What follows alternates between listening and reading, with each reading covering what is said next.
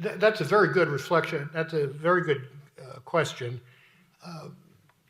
The document particularly in question here, of course, is the Pastoral Constitution on the Church in the Modern World. And in the book, I suggest that that document, which is really a sandwich, the first part of which is a deepening of the teaching of Dei Verbum and Lumen Gentium on an authentic Christian humanism. And then the second part, which is called Some Particular Questions of the Moment, deals with family, international relations, economic life, and whatnot. It's the second part that has been kind of run over by history.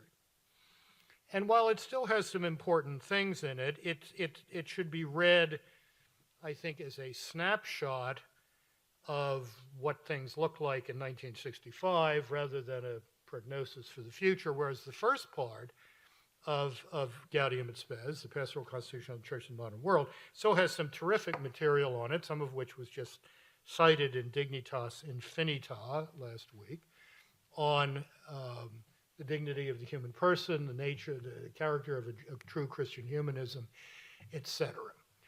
I don't, frankly, think of Christian life as a matter of optimism or pessimism. Optimism or pessimism are matters of optics. It's how you're looking at something. I mean, I can be an optimist Monday, Wednesday, and Friday, and a pessimist Tuesday, Thursday, and Saturday, depending on what's on the front page of the Washington Post that day. Actually, it's more like a pessimist Monday, Thursday, Friday, Saturday, and Sunday. But no, Christianity is about hope. The authentic Christian attitude towards the future is hope. It's a hope grounded in the resurrection. We know from the resurrection, as beautifully described by Benedict in that passage I read to you, God is going to get what God wants at the end of the story. I mean, God's purposes in creation are going to be fulfilled. Now, what happens between now and then? We don't know.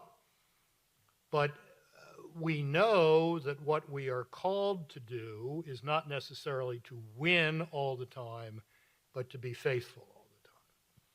And to hold up that hope that everyone is capable of hearing a divine word, being converted by that, and conforming their lives to it.